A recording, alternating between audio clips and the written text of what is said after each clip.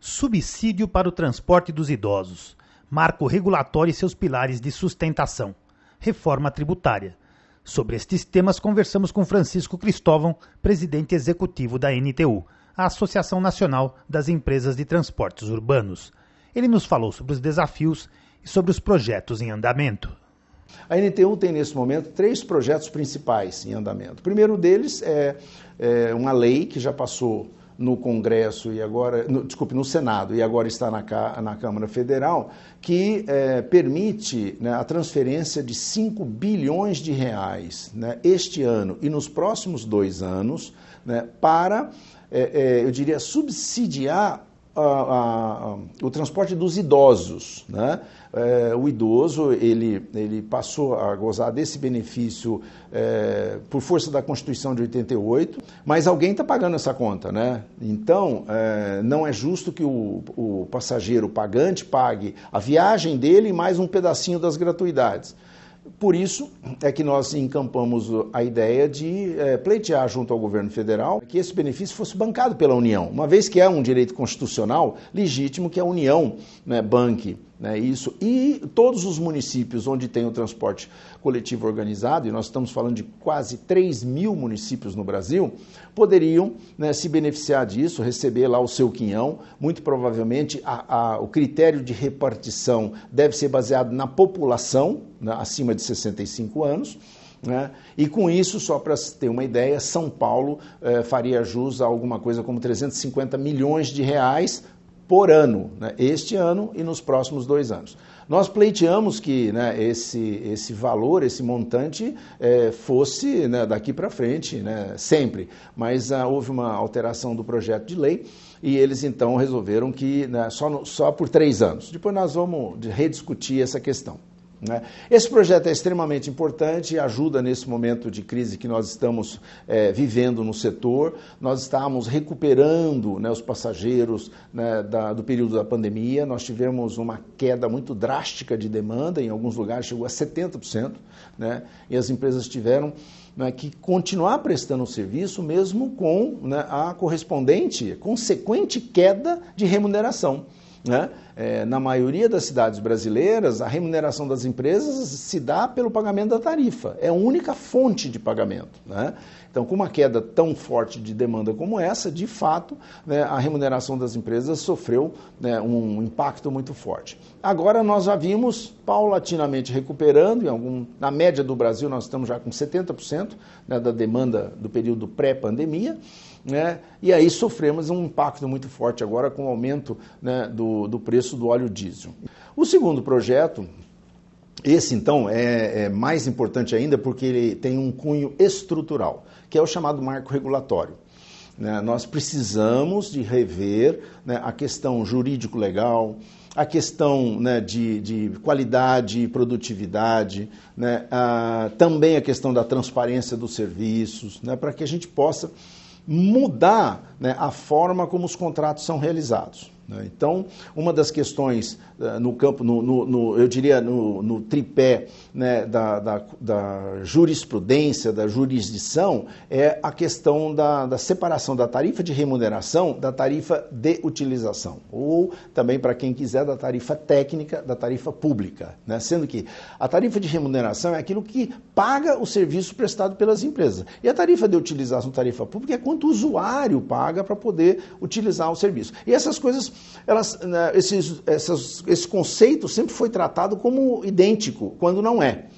Aqui em São Paulo, em particular, né, nós, desde o início da década de 90, né, foi através da lei da municipalização, no governo da Luíza Erundina, que houve essa separação. Então, o custo do transporte, que é uma questão de engenharia e de economia, é calculado com base numa planilha.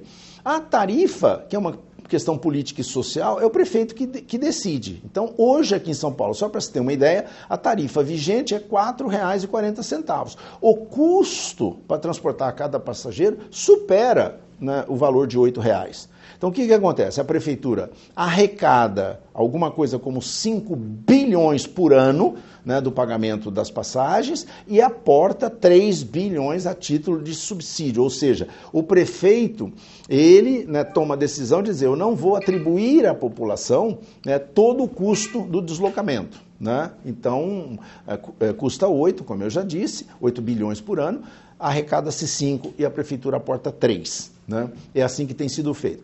Esse modelo existia em São Paulo, em Curitiba e em Brasília. Hoje nós já estamos com 8 capitais praticando, né, o subsídio e no Brasil mais de 70 cidades. Esse foi, por incrível que pareça, né, se eu posso usar essa expressão, um benefício que a pandemia nos trouxe, porque ela escancarou uma realidade, né, muito complexa que as empresas vinham enfrentando, uma dificuldade de convencer, né, as autoridades de que o custo vinha subindo e de que a tarifa não podia, porque cada vez que subia nós perdíamos passageiro. Né? Agora ficou claro que para bancar esse custo, o passageiro não tem condição de fazê-lo sozinho. Então as prefeituras têm que, de fato, nesse momento, a única saída é subsidiar os passageiros. Eu insisto muito, as empresas não querem subsídio e não são subsidiadas. Quem é subsidiado é o passageiro. As empresas são remuneradas. A outra questão é uma questão do financiamento, né? Então, seja o financiamento do custeio da operação ou para investimento. Nós não vamos conseguir ter um bom desempenho do transporte coletivo por ônibus nas cidades se nós não investirmos em infraestrutura. Infraestrutura quer dizer vias próprias, faixas exclusivas, corredores, terminais, abrigos, pontos de parada, né? Tudo aquilo, né, que ajuda aos ônibus a circular com uma velocidade comercial maior. Se eu tenho uma velocidade comercial maior, eu consigo dar mais viagens, né, ao longo da jornada de trabalho e isso barateia o custo. Então, o financiamento, né, quando a gente diz financiamento, nós estamos falando de custeio, quer dizer, dinheiro para pagar diretamente a operação, ou seja, o combustível, o pneu, né, a mão de obra, né, as peças de manutenção e etc. Né, e, do outro lado, os investimentos necessários para que a gente tenha condições de produzir o serviço, né, de maneira mais eficiente. Né? Esse é o segundo pilar de sustentação do marco regulatório. O terceiro é a questão da qualidade, da produtividade e da transparência. Nós estamos extremamente preocupados, não queremos mais ficar ouvindo essa questão da caixa preta, né? Quer dizer, o sistema de transporte é uma caixa preta, ninguém consegue entrar lá nos dados, as empresas sonegam informação, muito pelo contrário. Aqui em São Paulo, por exemplo, né, isso é escancarado. A lei da transparência obriga as empresas a publicar todos os dados técnicos, operacionais, financeiros, econômicos, né, da relação contratual. Então, tudo isso está disponível no chamado site da transparência. Quem quiser é só ir lá consultar. Um outro projeto que é extremamente importante para nós é a reforma tributária. E nós estamos convencidos de que não tem o menor cabimento cobrar, né, tributo ou tributar o transporte, porque isso acaba recaindo na tarifa, né, no custo, consequentemente na tarifa. Então, aqueles municípios que cobram ISS, os estados que cobram ICMS sobre o combustível, a União cobra o IPI sobre o ônibus, né, tudo isso compõe, isso vira custo. Né? Virando custo, tem que ser traduzido com tarifa. E não é justo que a população de baixa renda pague imposto para poder utilizar um serviço público. Né?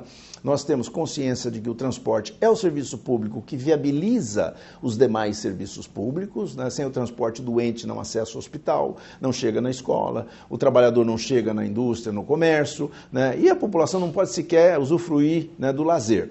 Então, o transporte é um serviço público e assim tem que ser encarado. Né? A nossa associação, a NTU, acompanha todos esses projetos, né?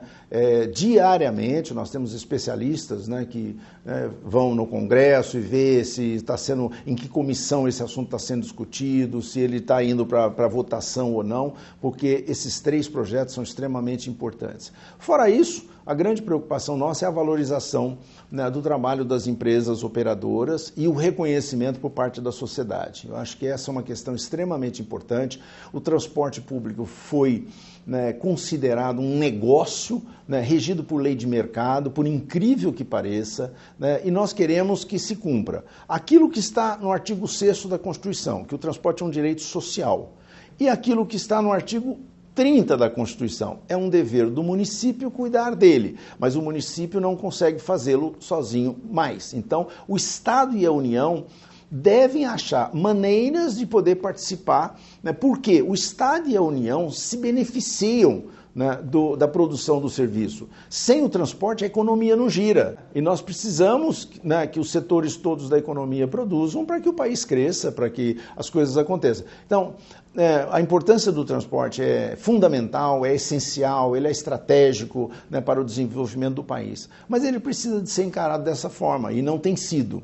Um pouco de responsabilidade das próprias operadoras, que ao longo do tempo não se preocuparam em comunicar, né, com a sociedade, né, utilizar os formadores de opinião, né, para que eles sejam os porta-vozes do setor e nos ajude a convencer a sociedade, né, de que estamos tratando de um serviço público que precisa ser tratado com muito respeito, com muito cuidado, ser valorizado, né? E o entendimento de que é um dever do Estado, né? Que as empresas operadoras nada mais são do que uma extensão, um longa-manos, como se costuma dizer, né? Nós só produzimos o serviço de acordo com uma tabela, de acordo com uma ordem de serviço que é, né, expedida pelo poder concedente. Então, quem define a quantidade, a qualidade do serviço que deve ser prestado à população é o poder concedente. Nós só cumprimos, né?